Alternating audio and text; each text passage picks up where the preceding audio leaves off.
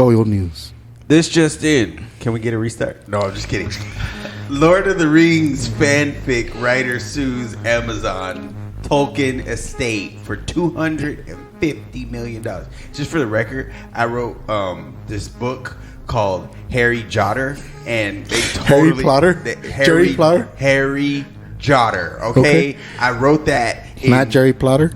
In 1989, I wrote that, and some lady found my screenplay, and I saw her walk off with it. And all I'm saying, Harry Potter is very similar to what I wrote. I think I should sue for $300 million. Are you J.V. Doyle? I don't know what the V stands for, but very black. See, how did this get so racist? It's so bull. Listen, Squid Squad, I need you. When we say black, I need you to ink this food.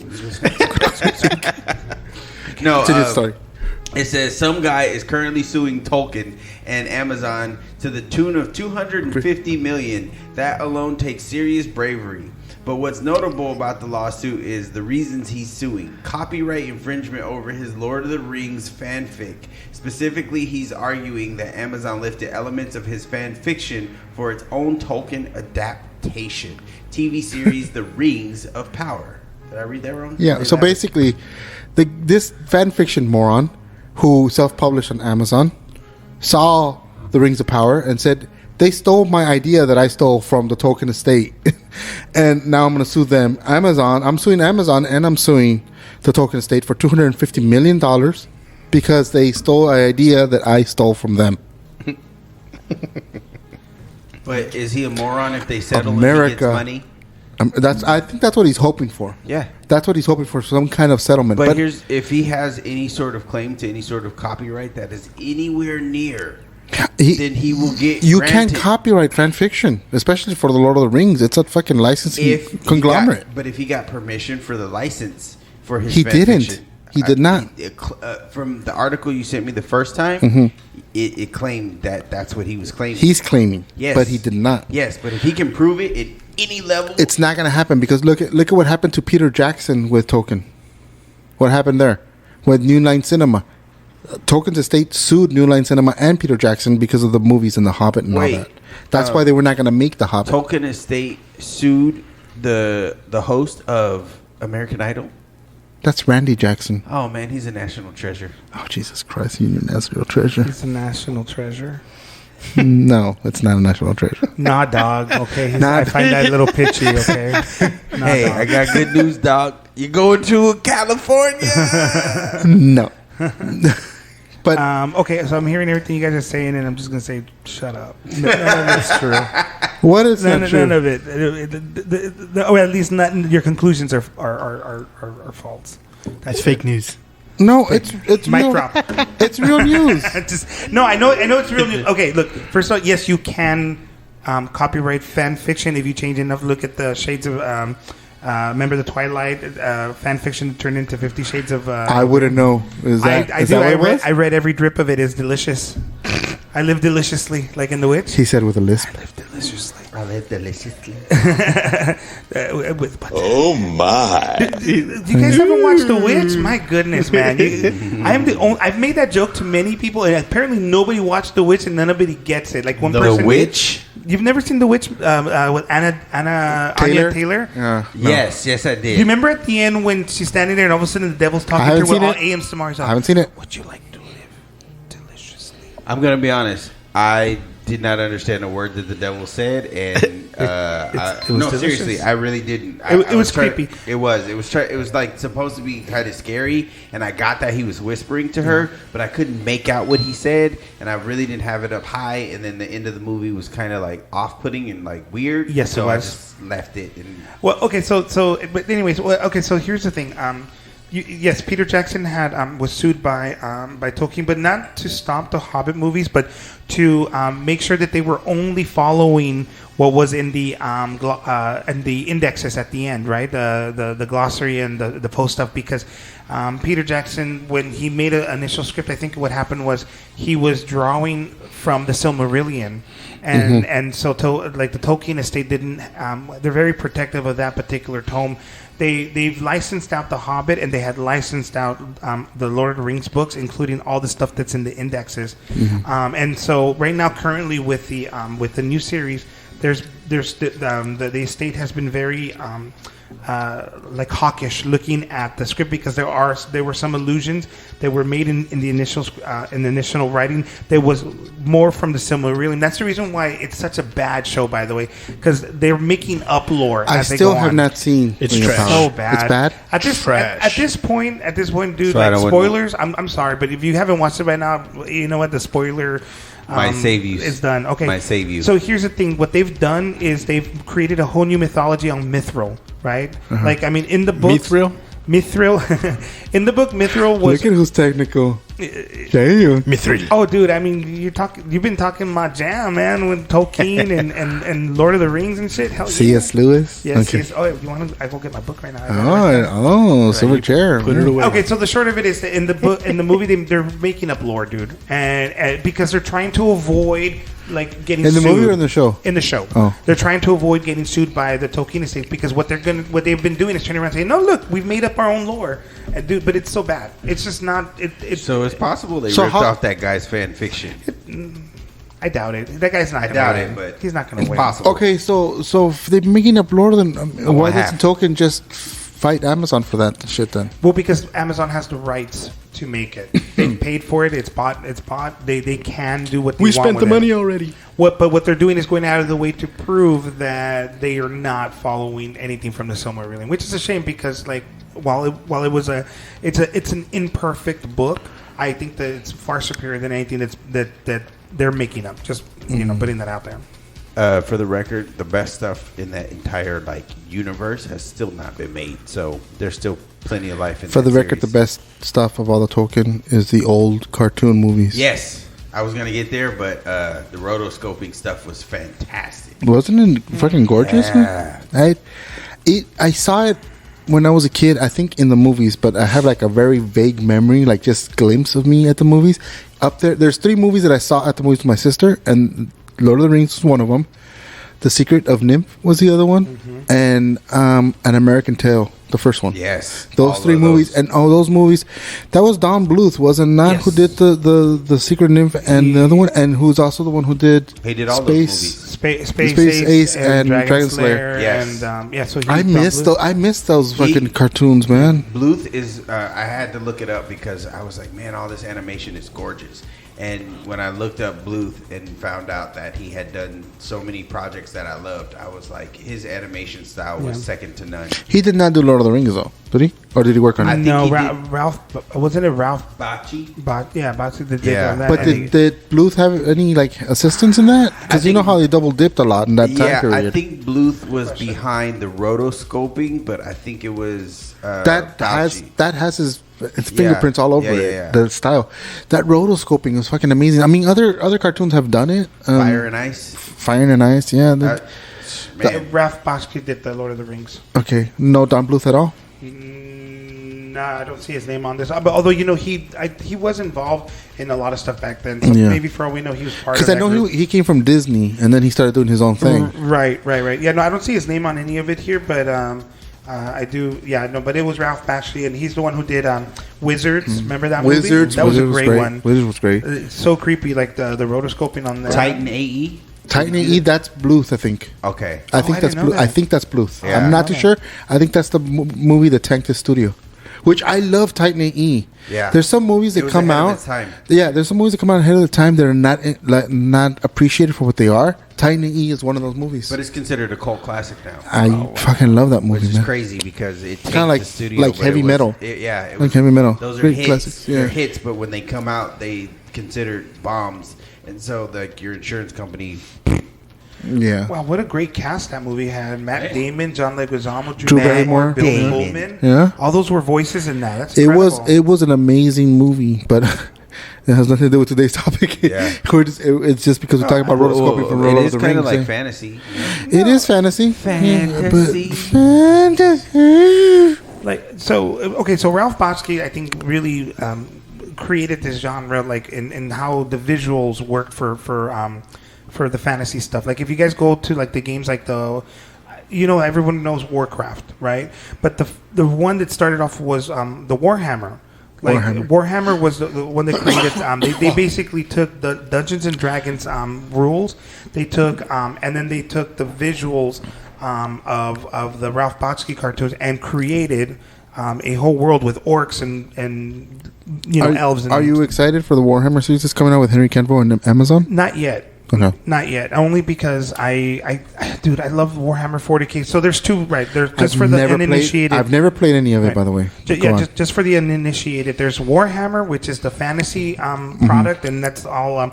It's all orcs and elves and humans and knights and it's kind of like D&D. Yeah, exactly. With Lord of the Rings and fit in. And for those who don't know, Dungeons and Dragons is what I'm saying. Right, and then Warhammer, which I've never played. Right, Warhammer 40K takes those same characters, orcs, elves, but put them in outer space in the future, 40,000 years into the future. That's the one that I'm more familiar with because of the little miniatures and stuff that I've seen. Yeah, and while both have miniatures and all that stuff, the 40K is more iconic, I think, for people because they implement like power suits. Remember the Ultramarines and all that stuff like that. And it's really cool. Which one are they doing? Are they doing the original or they're doing the 40K? They're doing the 40K. The 40K. That's the one that he's doing. I think what Henry Cavill is interested in is playing like one of the Space Marines.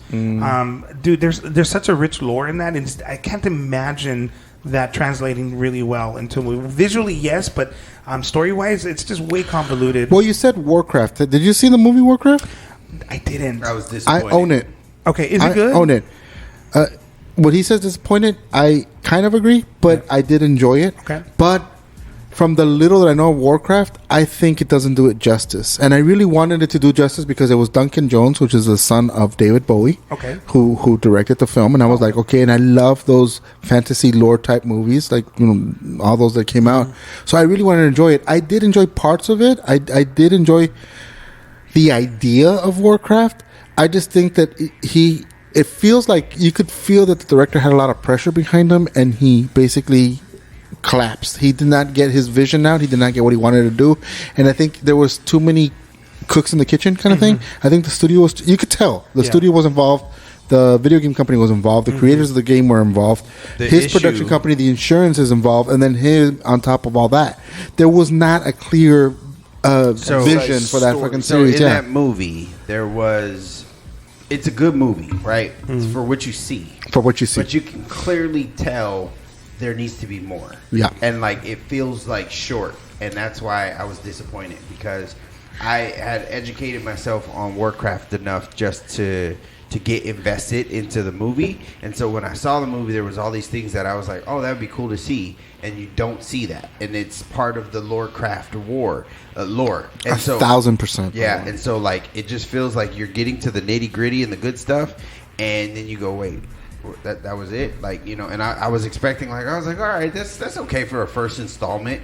But I'm expecting them to kind of like ramp it up in like a part 2. And because we never got a part 2. But if you go back and you look through all of if you go on YouTube and you look up all the cutscenes for Warcraft, they have some amazing visuals. And it's just like, man, this is so cool. That would be amazing in a movie. And you don't get any of that in the Warcraft movie. Yeah, that's exactly that.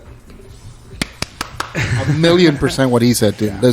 There's no other way to sum up that movie. Okay. Have you finished the documentary I sent you? They Will Not Grow Old. Yes. Okay, you did finish it. Okay, so remind me today. Text me, and I'll try to send you a link so you can watch Warcraft on my server.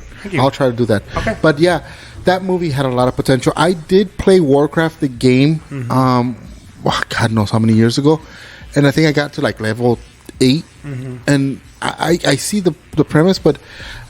As we had talked in other episodes or future episodes, whatever, about video games, I'm a console guy with a controller. I need a controller to enjoy a game. It's very rare for me to enjoy a game that has a mouse click and keyboards. Sims being one, Populous. They're the only one. There's very, very little games that I enjoy that way. Right. For Warcraft, I feel that I cannot get into it because of the controls. The World of Warcraft, yes, but the original Warcraft, which was a RPG. Do you remember it was a strategy game? Yeah, it was a like StarCraft, right? It was kind of the same style. I remember that. Well, that's what's interesting. If I can bear out this point, what I find interesting about Warhammer and Warcraft, mind you, these are two very different properties from two different companies. Warhammer was the originator. That was made by Games Workshop. Yeah. Warcraft was made by Blizzard, right? Blizzard basically was made by a group of guys who loved all the tabletop stuff, the Warhammer stuff, and they basically, I think they originally intended to make Warhammer, but they couldn't get the rights from Games Workshop. So they created the whole thing. So they basically just changed a lot of it and turned it into Warcraft. Interesting. Now, okay, so just to say, you say control-wise, honestly, strategy games on the PC are so much more superior because you had a keyboard, you had a mouse, and you can click on multiple military figures and have them move around like a big map. It's a lot easier than a controller. I guess I have to give it a second chance, but I'm just telling you from my experience, the little that I have. But you bring up tabletop. Have you guys had experience with tabletop games like Dungeons and Dragons? I am not that kind of nerd. I'm You're another kind of nerd? Yeah, I'm not. Look, okay. I want to LARP one day. That's I've never done that. That's a whole different thing. That's why I said I want to do it one day. Like, if there's a level of nerd, I guess I would physically go and wait. participate. You went to do LARP, or you want to do? I LARP? want to. So one day I would go. I would do that. Yeah, I'd join go you. and LARP. Okay, see, we got two. I would totally do it. The Renaissance Fair. George. Be like, George. have at thee. Yeah. Hey. So the Renaissance. I was gonna say, for George, you always walk around saying these lines. You might as well put on a costume and get it. You can say lightning bolt, lightning bolt. No, okay, Shield. See, that's the Ren Fair is coming up, guys, and that's where they do that. Is that what they do it? Yeah, that's the thing about tabletops that always kind of like was weird to me. Is like you have to like use your imagination to play these games, and you got like these pieces, and people like legit like invest. Okay. Time. Did you like action figures when you were a kid, like G.I. Joe and all that stuff? And did you create like, like? Of course I did, until I found women. After I found women, all my toys kind of like went up on the shelf, and I was like, "Come in, baby." I did. Let me play with this toy. So you like G.I. Joe? Did you grow up playing G.I. Joe, George, or any of those type of? Did you like playing like action figures, Army Men, Little Green Army Men, any of that sort of stuff? Yeah, but anytime that I had them, it was a big old like Toy Story situation where it was like I didn't stay to the constraints of like, oh, the X-Men fight the X-Men. That's awesome. It was like X-Men fought G.I. Joes and whoever the fuck else was around. Okay, so here's my point, and I'm not asking you, Angel, because I know the answer, and the answer was yes. Hardcore. You and I bonded over this. So tabletop gaming is essentially that, but with rules. And so, dude, like it is a great excuse to sit down, paint. First of all, your action figures, for the lack of a better term, but your little miniatures, and then put them on a board, which you create to sort of visualize the game, and then you play it against other people with rules. So I roll my dice. I have like a ruler and say, okay, this group is going to move into the left. They flank you, and here's the lore. Okay, so they can beat you because you're playing elves. Well, my role like nullifies that, and basically you create a story around it. Now, it sounds boring, but in practice, it's amazing. See, it's fun. the reason I never got into it, and by the way, I actually did buy a Dungeons and Dragons starter kit. It's in my home collecting dust because the reason is not because I'm not. Like Doyle said, I'm not that kind of nerd. I am that kind of nerd. What the problem is I don't have anyone to teach me. I don't have anyone to actually sit there and show me all these things. I'm not familiar with the rules, and I don't have what they call, what is it, a dungeon master? I don't have one of those. For me, it'd be like whatever. What I wanted to do is I wanted to get like a zombie apocalypse tabletop game to play, or I wanted something different. Do you guys remember? No, you guys will not remember, but Enrique will remember. There used to be, back in the 80s, 70s, and 80s, there was a game which was this metal plate that looked like a football field, and you would put these little figurines and turn it on electronic, and it would vibrate, and the little figures would come out. I've never played tabletop, but I always had this idea, and if you guys steal it, cool. Just someone make it so I can play it. But I had an idea of making a game like that, zombie wise, where the zombies are the ones that are moving around, and somehow our figures are like, we can make up with cardboard, make the houses and stuff, and you're trying to get through with these zombies running around on a field. I always thought that would be a fun game to play. Okay, so let me throw out a caveat. if you are that kind of nerd, that is totally fine. I am not saying it like to disparage you or to dehumanize your interest. I'm just saying that was not my personal thing. I am not the type of person to judge you based on your interest. If you like something, like it. That do you. You know what I mean? But like, I just jokingly said that because I'm not. I'll sit there. You're backpedaling because you just want to lose viewers. No. I'm saying what I'm saying. I'm standing on what I said. But I would like. That is where you would play my zombie game. I would play your zombie game, but that's because I'm into zombies. But D&D, I would like zone out. Like you would lose me at a certain point. And I think we did play D&D one time in high school, but it was incidental. So we used to hang out in like this classroom at lunch because we didn't want to be caught up in everyone else's BS. So we just went and hung out in this classroom. Plus, I could draw in this classroom, and I thought that was kind of cool. And like our friends would come and visit us in the classroom, whatever. And then like these other kids came and they were on the other side of the classroom, and they rolled in a TV, and then they started watching anime. And so somehow, because we were drawing and talking wrestling and doing all kinds of stuff in that classroom, what they eventually ended up telling us is that you guys were a part of the anime club. And so in high school, me and George and two of our other friends were accidentally a part of the anime club. And there was a day where they were playing Dungeons and Dragons, and they basically were playing for us, but they were just asking us questions, and they were like, roll the dice. And we were just kind of like minding our own business, but like, you know. So you were not interacting per se. You were just like in the background, like, yeah, whatever. Okay, that makes sense. But I mean, okay, Enrique just brought out Warhammer 40K. Which actually looks pretty cool. It looks pretty cool. You know what? You have me at miniatures because I love miniature stuff. I told you guys about the little miniature arcade that I'm building. Yeah. And I have a little miniature toys and the little toy booth and all that. These things are insane. I could see myself spending hours painting these suckers, man. So just to describe for the this one's missing an arm. Well, actually, they're all in the box here, just so we can build them. But let me describe what I. Oh, I'm so sorry about that. And Doyle just broke them. So here's what I put out. So basically, we have Warhammer 40K, but also Enrique puts out. I put out all the time. So there's also the fantasy version, which is Warhammer, which takes place in a more like fantasy realm. This particular game, though, is based in the future, and what I put out was these. The Space Marine faction fighting a group of Chaos Marines that have been taken over by the Chaos Lords. Is that what that is? Is that what this thing on this picture is? Right, exactly. Okay. So what Angel's holding is a card that has like a Space Marine, but with tentacles sticking out of his body. Yeah, it looks like a weird zombie monster thing. Right. Dude, he's infected. He's infected by Chaos. Now, okay, quick question. Sure. This lore and the Warhammer original, are they connected? They're parallel in the sense that they've made great pains to say that they're separate worlds, but there's hints that they are connected.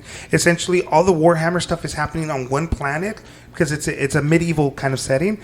One planet, but in Warhammer 40K, it spans the galaxy, and there are allusions to planets that have been overrun with chaos and what's called the warp, that they cannot escape it. And so Warhammer essentially is happening in one of those space locked planets. So yes, they are connected. I can totally get into this one. Yeah, dude. Like I can seriously make this my main hobby and just forget everything else. Like just so you guys can see, like the podcast can die right now, and this could be what I'm on. I'm dead serious, man. This is up my alley. I can see you and your kids playing it, and in fact, Angel, if you want, you're welcome. You're welcome to take this. And no. I need someone to actually teach me. Okay. For tabletop, I feel like I said, I have the Dungeons and Dragons, and I know it's going to collect dust.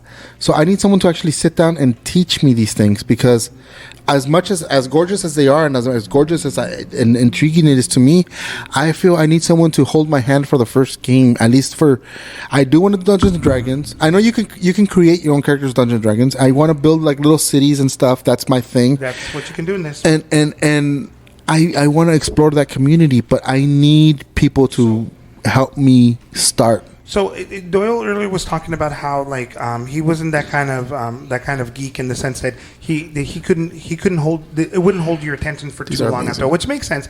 But let me paint a picture for you, and particularly let's go back to the 90s, and Angel can remember this. Community for a lot of us was very difficult, and in the sense that finding our group, we weren't the jocks. we were in band, which that had a community of its own, but there was this yearning to sort of connect over stories, and that's partly why I think fantasy works so well. And that need to belong. Right. And fantasy can do that because it creates an outlet. It creates an environment in which you can dream and put your whole creative thought toward. Shut up. And so. Now, earlier I asked about G.I. Joe. Well, right now what I have in front out on the table here is these action figures, if you will, miniatures, and that you can manipulate and play with a set of rules against somebody else. And therefore, you're, as an adult, you're recreating that G.I. Joe diorama that you did when you were 5, 6 years old. And mind you, yes, you're probably not going to get laid playing this game. However, definitely not. However, you know what? You're going to make a lot of good friends. But yeah, look at this page here. Look at all the detail of those. Oh my God. Okay, so as a person who has already admittedly said he was not that kind of nerd, I was referring to D&D, but this actually looks a lot cooler. And But this is D&D adjacent. And you know what? But D&D actually, I like this. Depending on how you play, it's a lot like this. You should see the people get super creative. I sent a video last night to a friend of mine because we're itching to try to play Dungeons and Dragons, and it's basically this table that's almost like an LCD screen, and on it there's all different animations, and you're supposed to put your miniatures on there while you're doing your D&D role-playing game. And then it's all animated and visual, and it's supposed to help out. That's awesome. What depends. Yeah, that's awesome. You know what? I think that might be the future of all this, is like creating a digital space. They've tried it before. I'm sure they have. They have. It's always felt. But probably, I don't know if the technology was there to do it correctly, and it might be cooler if you could do it now, because with the VR headsets and everything. Yeah, all the they have a Dungeons and Dragon type game on the headset called Demio that I heard is really amazing. It is a Dungeons and Dragon type game, but I've never. Warhammer is something that I've recently seen as a game, I think on Steam, and I do like tactic battle simulators and stuff like that, and it kind of caught my attention because it looks so detailed. And never mind the crinkling. Enrique is putting things back into the thing. And seeing it in person, I don't know if I would make it a hobby, but I would try it. I have been trying to get a game started for the last 3 years or so, but again, I don't have anyone to welcome me and walk me through, hold my hand in the community of that stuff. But it is intimidating. Yeah, a lot of this stuff it's very intimidating. That's the whole thing with fantasy too. The genre is intimidating because oftentimes it requires a suspension of disbelief, or sort of just buying into this world that's devoid of the rules of our modern societies. But I would argue that that's the reason why Game of Thrones was so popular, because it took all the fun stuff of the fantasy stuff, but it grounded it in reality. Actual historical events, just fantasize it a little bit. Yeah. Right, and interjected all the drama and all the sex and whatever, and that's why people were super excited by it. I don't know if you guys got to watch the last show, House of the Dragon. Yes, I did. Dude, what a great fucking show. It was great. It was great. Fucking show. Unpopular opinion, I think I've touched this on the podcast before, but I prefer Game of Thrones without the sex. Yes, we did talk about that. We did. There was too much sex in it. I mean, towards the end, they changed, but that might actually be part of it. My first encounter with people who were playing D&D, it got a little perverted, and it kind of I'm good. Hey, you guys, I have a friend in a room full of dudes talking about bikini clad girls, and they were like, oh yeah, and then roll the dice. I was like, hey, I'm out. I'll see you guys later. They call you're the elf.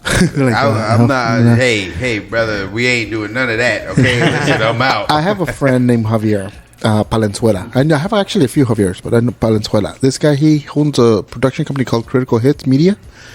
And years ago, he actually created this series called Beasties and Bygones. And what it was basically this hybrid web series where it was supposed to be a bunch of guys around a table or couples around a table playing a game that was like Dungeons & Dragons, but it was called Beasties and Bygones. And then he would animate what's going on there. It was ahead of his time, he was, but of course he was smaller, so he couldn't really put much effort into it. I actually helped produce some of the stuff. And he called the show, he called Game Nights. Nights knights in shining armor kind of thing, like game knights is what he called it. And I think it was pretty good because he kind of touched base. He had a game master. He had all this stuff. He had a character called Aphrodo, which was played by this one guy named Nate, who was this. Racist. Well, the guy was black. The guy was black. Oh, well, that's even worse. But he named this character Aphrodo. You guys can look it up on YouTube. My character. As a matter of fact, that guy. Bill. Miss Cleodo. The funny part is that guy actually is now a semi-decent actor. Like, he's in other stuff. He was in Marvel and She-Hulk. He played the Minotaur character. Oh, wow. Okay. That's cool. him. And he's actually done a few things. I remember I was watching something with my wife. I'm like, I know that guy. Huh. And it's because he was on game nights. Oh, that's cool, man. So yeah, I know it's a huge culture. LARPing is another thing that you talked about, but Game of Thrones, that thing is incredible. Mm-hmm. They're now talking about doing the other one, Egg and what? Yeah, it's going to be a Knight of the Seven Kingdoms, which in the books, which are short stories, it's called Stories of Duncan Egg. Dunk is Duncan the tall, and then Egg, which is I don't know if it's I'm not going to say it because people are going to watch it, but Egg has an interesting I think heritage. I heard about it. Yeah. Mm-hmm. So I won't say. I'll tell you offline if you want, but I won't say it out to the audience. But so they're making that. They don't know when the timeline is of it or whatever, but the stories were really good, man. Are they still making the Jon Snow spin-off? Supposedly, yeah. What's his name? Kit Harington? George R. Martin has said that they're still making all of those things, except, dude, he's actually like taking a large role in doing the Knights of the Seven Kingdom, the Duncan Egg stories. But dude, can he just like fucking write the book already? Yeah. Finish the goddamn book. He's got writer's block. You know he does. And after the backlash that the ending for Game of Thrones had, he doesn't want to touch that shit. Can somebody make him an account on ChatGPT and have him fucking write it already? Outsource it. Did I show you that I got the leather-bound edition of the Game of Thrones series? No, you didn't. Oh man, I'll send you a picture today once I get home. The only problem is now with my eyesight being so bad, I cannot read it.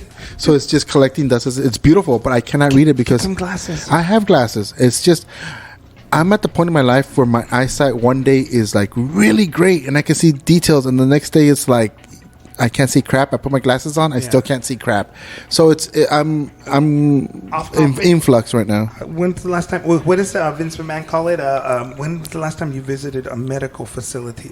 A local medical facility? About a year ago. Okay, just make sure you do, because like for me it was my eyesight, and then before you know it, I have diabetes. So. Diabetes? Yeah. I actually went through that. Yeah. And we'll talk about it later. But I don't have diabetes now. Oh, good. But I was close. Very close. Good, man. Good. Yeah. But no, the Game of Thrones stuff, Did you guys follow Game of Thrones? Yep. Yeah. All the way till its disappointing end. Yes. So the last 2 seasons were...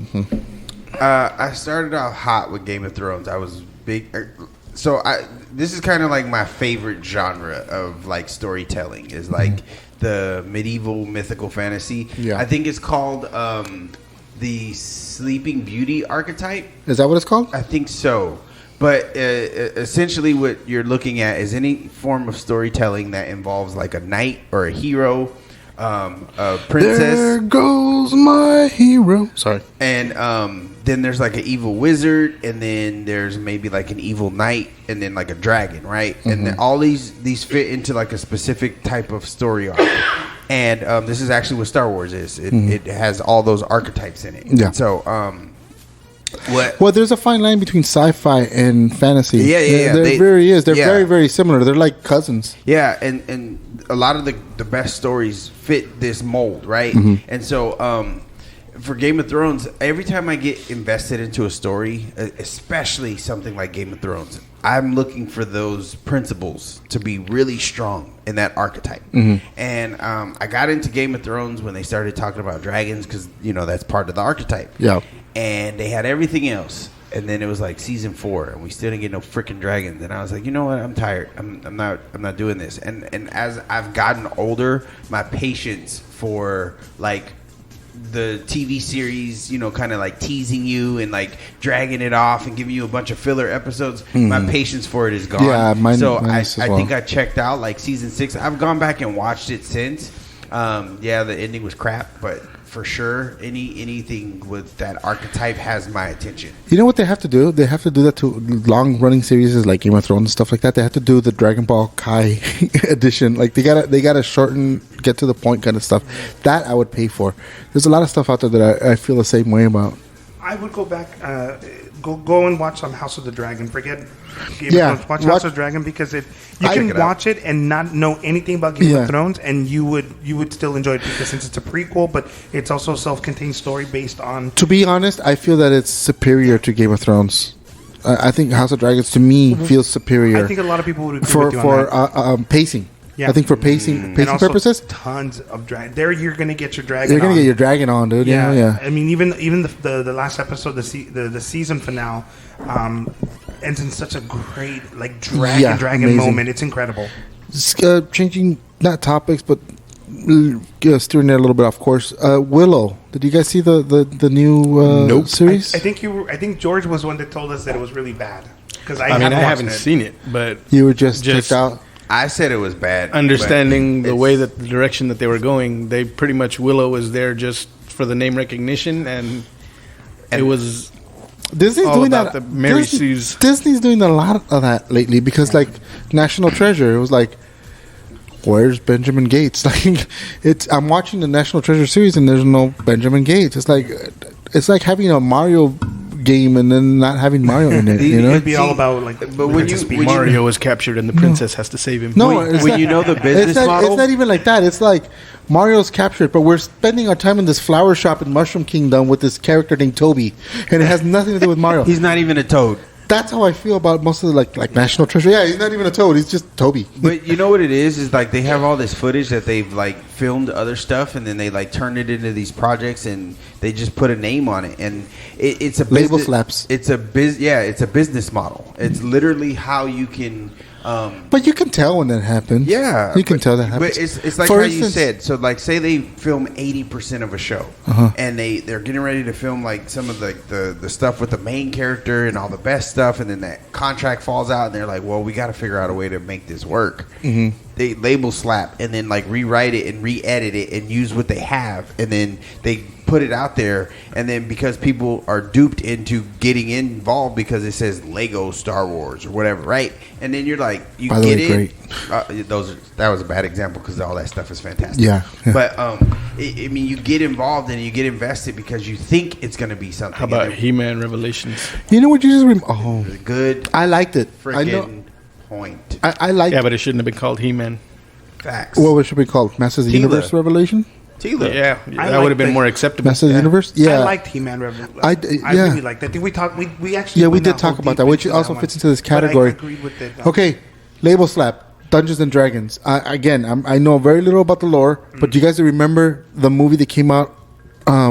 Yes. With Jeremy Irons back in the days. Yes, what's his name? Damon or Wayans or one of the Wayans brothers? I don't remember who else was in it. I just remember Jeremy Irons in it, and I remember it was Dullsville. Like even I was like, okay, I thought that would get me into the Dungeons and Dragons, and I thought it was really boring. Like I was like, this movie does not exist. There was one thing in the movie that they I thought recently was cool. made a new one. Yeah, that's what I was getting at. So they have in the original movie there was like these swords that they have, and they had this sword fight, and so I've always been a fan of like the sword wielding hero, like ever since Conan. Yeah. Conan. For whatever reason, Conan made me a fan of the hero that's like carrying the giant sword. Did you hear that they're trying to make a new one with Arnold, the Conqueror? Conan the Conqueror? Why would he? Oh, that would be cool. Yeah, I don't know about that. No, because in the books, in the Burrow books, Conan he's old in the books. He's old in that book. So Conan the Conqueror, and he's at the age that Conan is in the books. So it would actually be pretty cool. Do you remember at the end of the Conan movie, the first one, when he becomes like the king? Yeah, and then he's just sitting there in the throne. That iconic like scene where he's just sitting there with one arm in his chin, and he's that just is sitting there, so amazing. And it says that's a story for another time.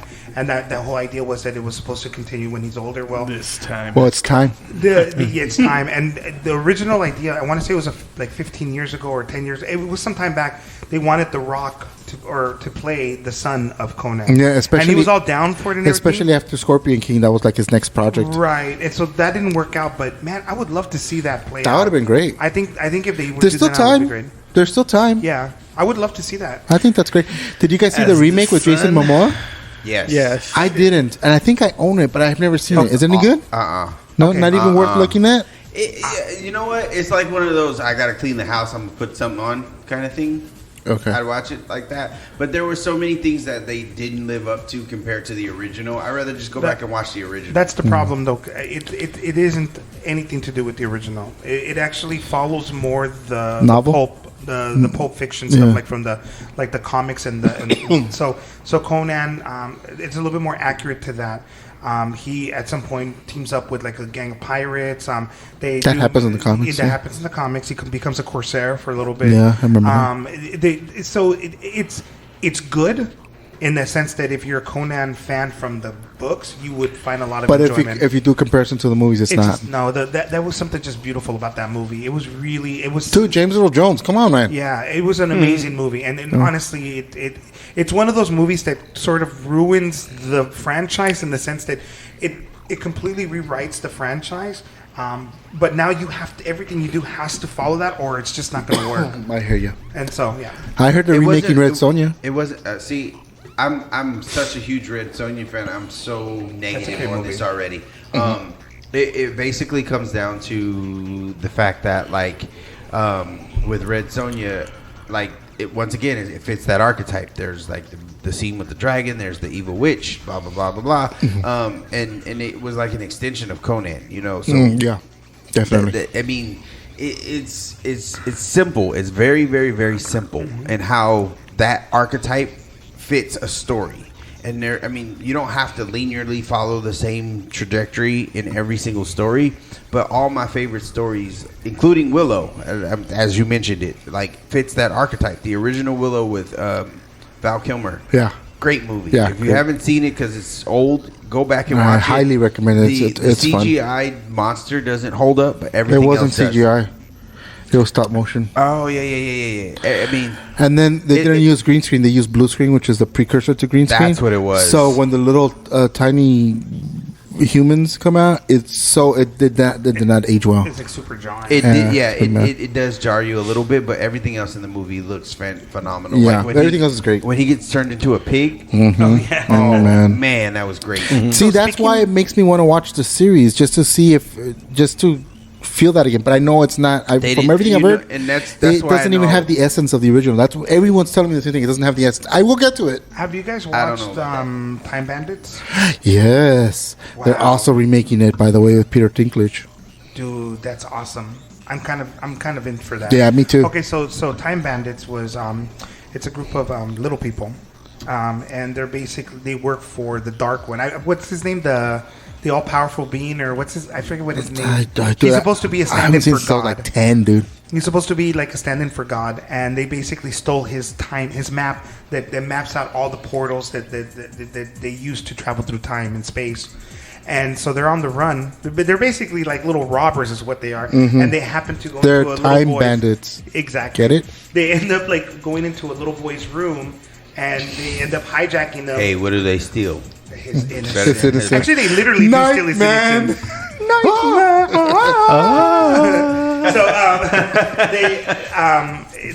They actually do steal his innocence in the sense that they take him on an adventure, and by the end, dude, it has such a tragic ending. It's so good. I can't believe you guys haven't watched it. I would highly recommend it. But I think it ticks all the marks for what a good fantasy is.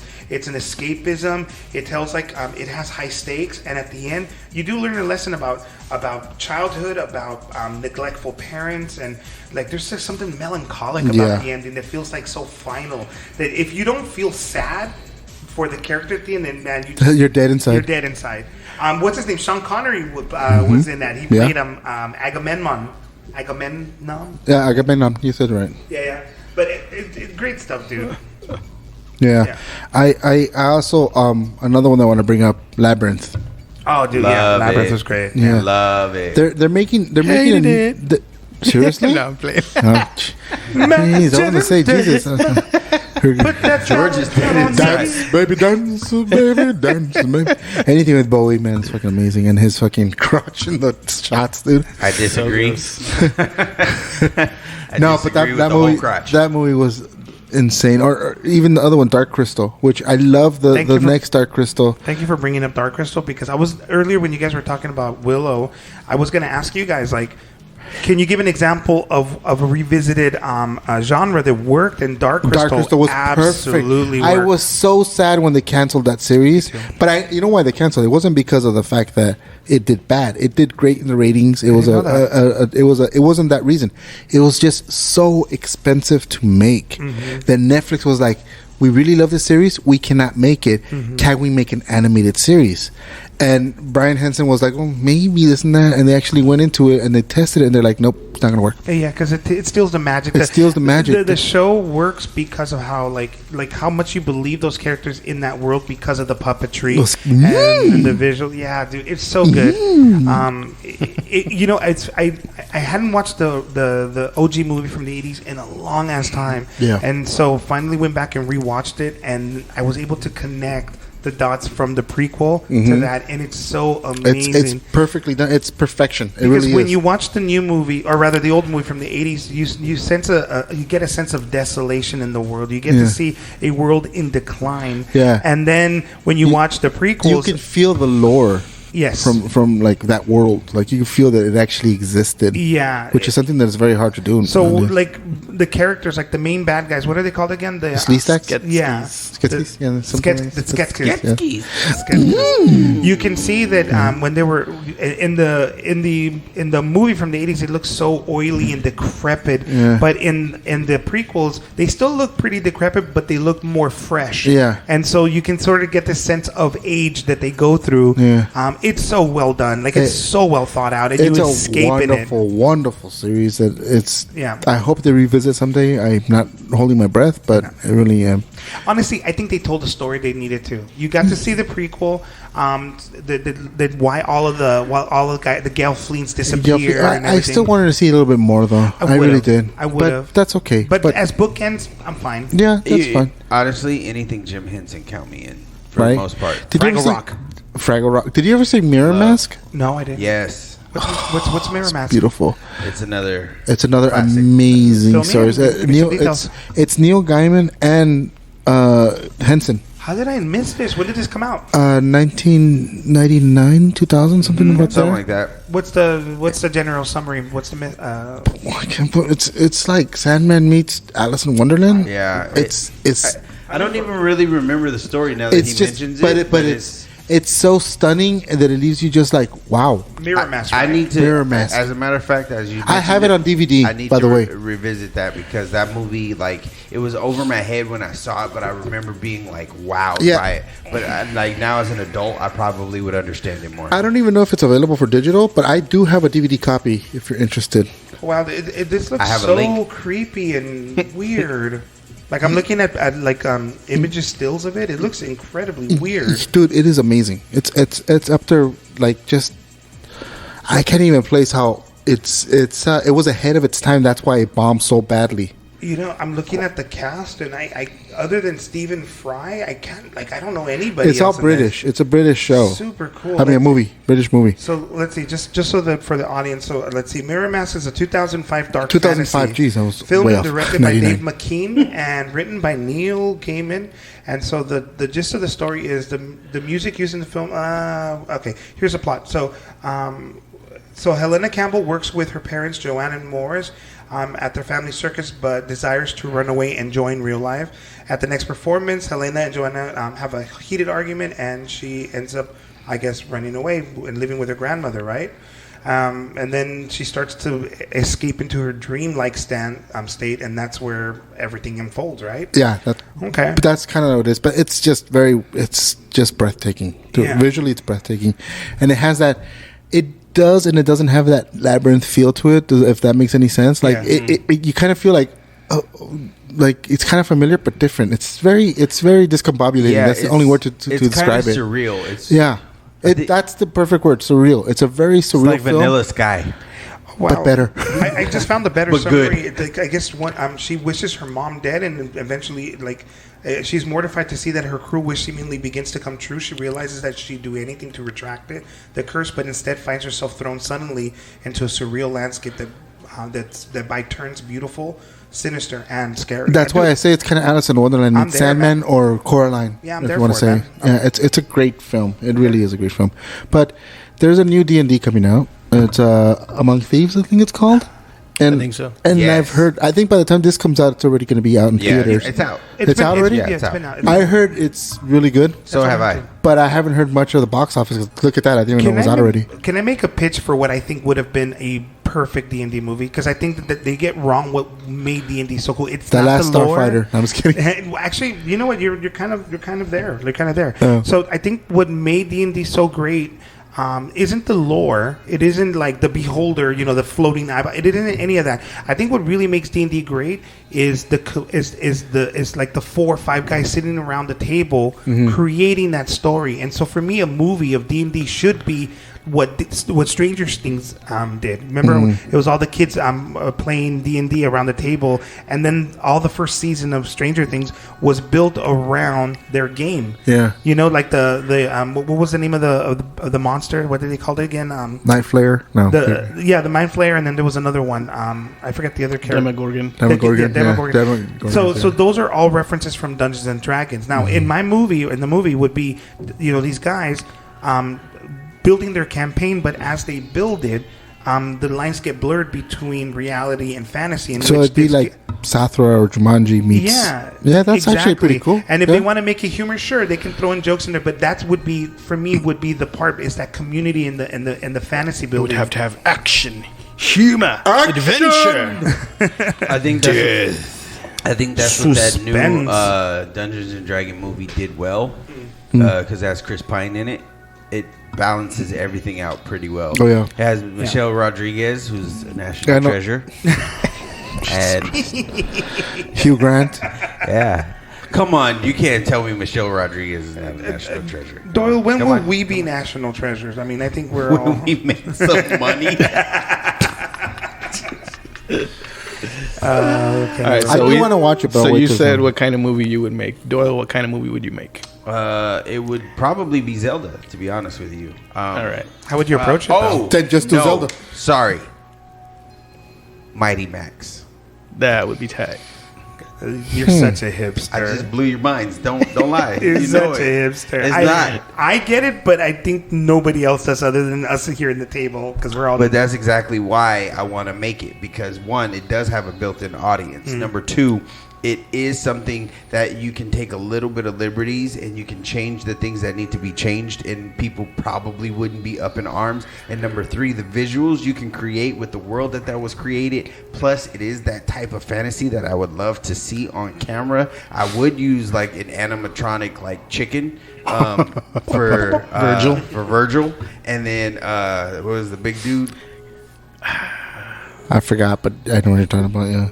I mean, come on, it's a layup. Oh, it's right there. That's The movie itself is a layup. There's a few movies that I would make if I was a director or if I was a screenwriter, and easily Mighty Max is at the top of my list. What about you, George? It would be a sci-fi movie that would probably never happen. But no, let's the fantasy base. Like, let's do fantasy base. No, I mean, let's do a topic. No, but you can do sci-fi. It's fine. They're sisters. it was because that's what I was saying. You said they're Yeah. they're related. Yeah, they're related. They're related. They're related. But I Go was for it. I always liked that, and maybe this is an unpopular opinion, I don't know, but I liked the Riddick series. It's coming back. And what I thought would be coming really back. entertaining, just because they both deal in space and stuff, would be a Riddick versus Predator type movie. oh, that'd be cool. Well, that's kind of what. Well, the Pitch Black, yeah. So here's my question to you I about love that, that because series. I love that series. But here's the thing: the movies didn't do very well. No, but you know what? I mean, I can see why, because they're very breathy. I don't know, like very talkative, and it's not like Also- the first Pitch Black was great, but it was an action flick. When- So you get people who go in and with the alien feel from the original one, and then you give them Lord of the Rings in space for the second one. They're going to lose people. Yes, The that's true. third one was kind of like them trying to make up for the fact that the second one bombed. So they did just Riddick, and they did it where it's like, oh well, we'll just do what we did on the first one, but somewhere else. So that's why it didn't do that great. It did a little bit better than the middle one, but it didn't do that great. The new one that's coming out, I don't know what the plot is, but I'm excited still because I love the Riddick series. When he made those movies, he was like at the height of his. Like, he was the first one, super douchey at that point. Right. Yeah. Pitch Black was made when he was a nobody. Right. That's actually arguably what put him on the map. That's what put him on the map. And then the bigger project was more of a vanity project because it felt like completely overblown.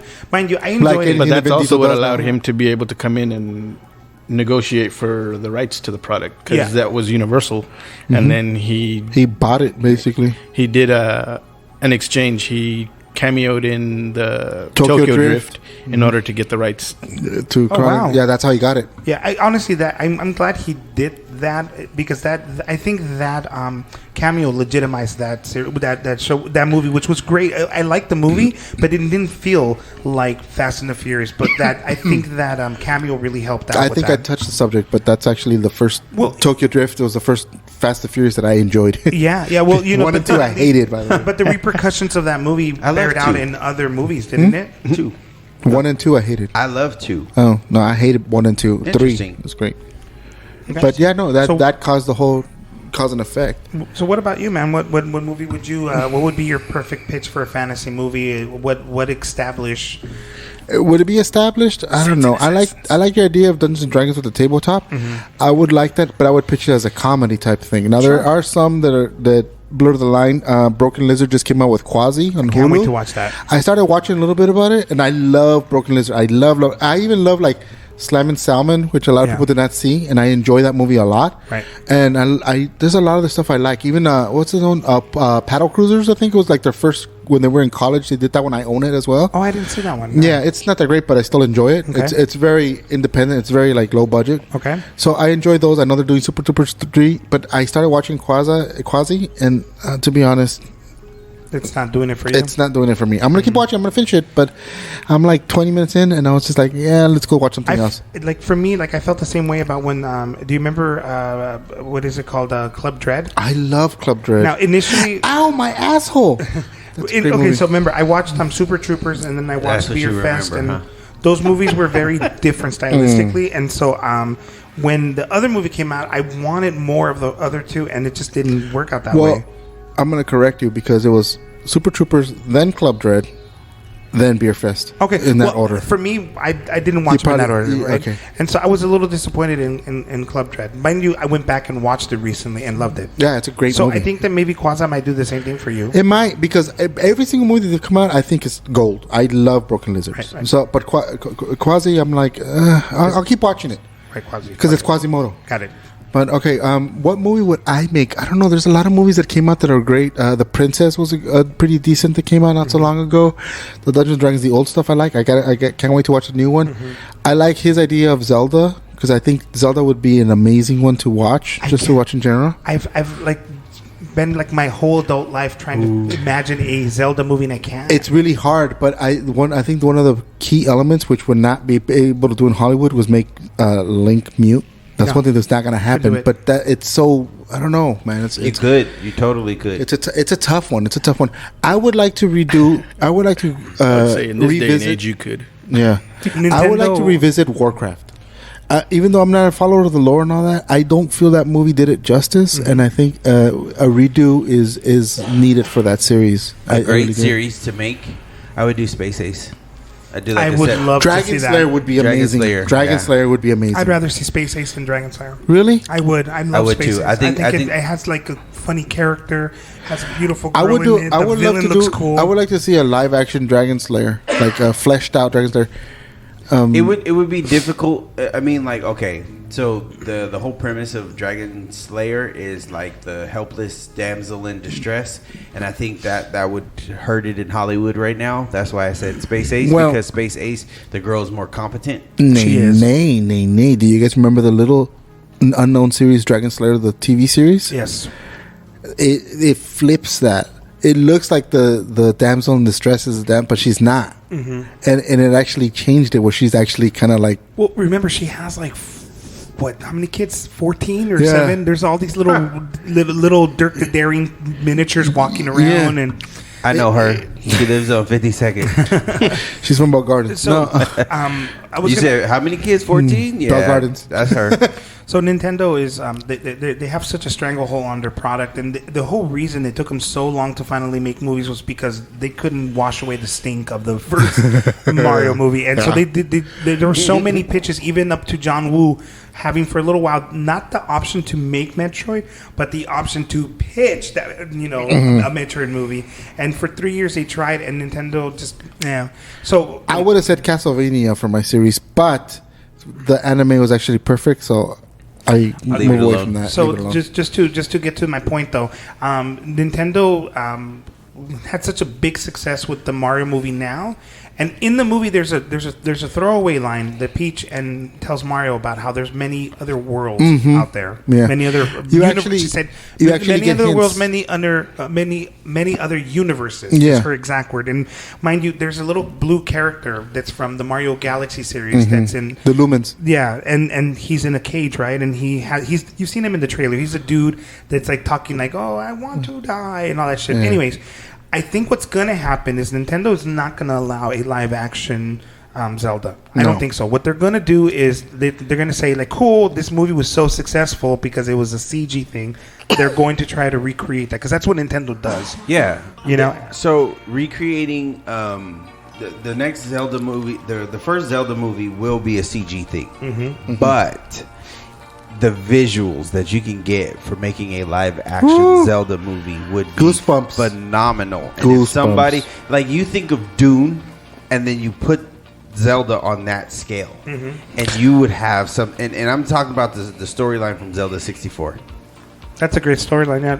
Take that, the hero of time and everything. You could even do something where I would do Ocarina. He as a kid. That's what he's talking about. Oh, that's what. Okay. Yeah, Ocarina of Time. That's the one I would do. Do something where like his throat gets damaged and so he can't speak, and then there you go. You got a reason, and you just have to surround him with all. I mean, you got Nivey. She talks through the whole damn thing. A Quiet Place. Hey, listen. God, I hate her. I would be okay with a Link that talks. I just think that it has to serve the story well. I don't think there'd be a problem with a talking Link. I think the problem will be the world itself that he inhabits. I mean, part of what makes Zelda so special is that that open sandbox that even the original Zelda was to some degree. You had the freedom to go to any dungeon you want, and while there was a certain progression you had to get with items, generally speaking, what made Zelda fun was immersive. And being immersed in it. So I wonder if that could translate into a movie. I don't know. I mean, personally, I don't know. Possibly. I think because you're going to have to retell the story in a linear fashion. And so it's going to make that open world feel less open. And it's going to feel like more, strategically long. And I think as long as they don't muck it up like they did Avatar. The Last Airbender. Oh, The Last Airbender? Yeah, that was terrible. That was terrible. That actually counts as a fantasy show. I heard that's going to be pretty good. What? The Avatar, the show. The Netflix show. Yeah, can't wait till that comes out. That's one of... I saw the new animated stuff. It looks pretty good. Oh, Kiyoshi. Cool.